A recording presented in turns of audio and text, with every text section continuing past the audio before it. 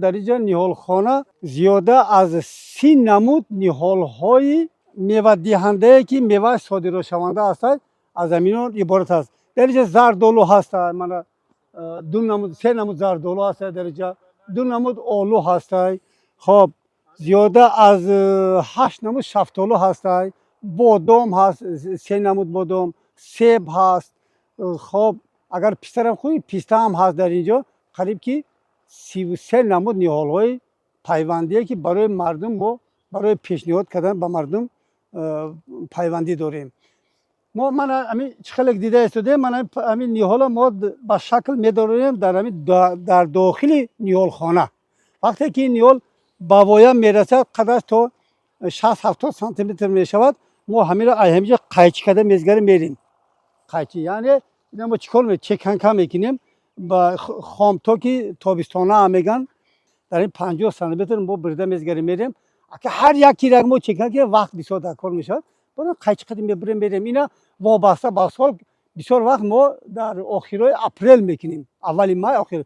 لیکن این سال خیلی ما از 14 ماه یا 13 ماه مای بود همین چکنکا کردیم که اینا علاقه نودهای پهلوی در اینجا پیدا شدن.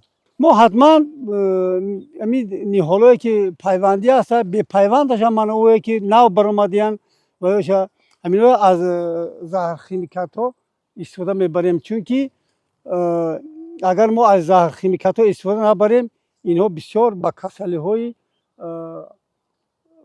مبتلا کسل میشوند. اومن داروهای زهرخیمیکات ها را هم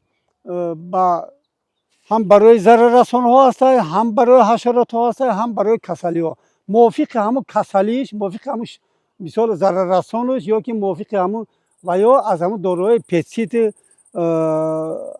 اکریسید و بعد فونگیسید از همینا استفاده بردن در کاری که بسیار وقت با معلمان، با اگرونوم ها، با ساهای مثال شخصانی که در همون اپتیک کار میکنن و یا این کارا بسیار خوب میدونن، از همونا مصلحت پرسیده حتما داروهای زهرخیمیکات پوشیدن در کارای.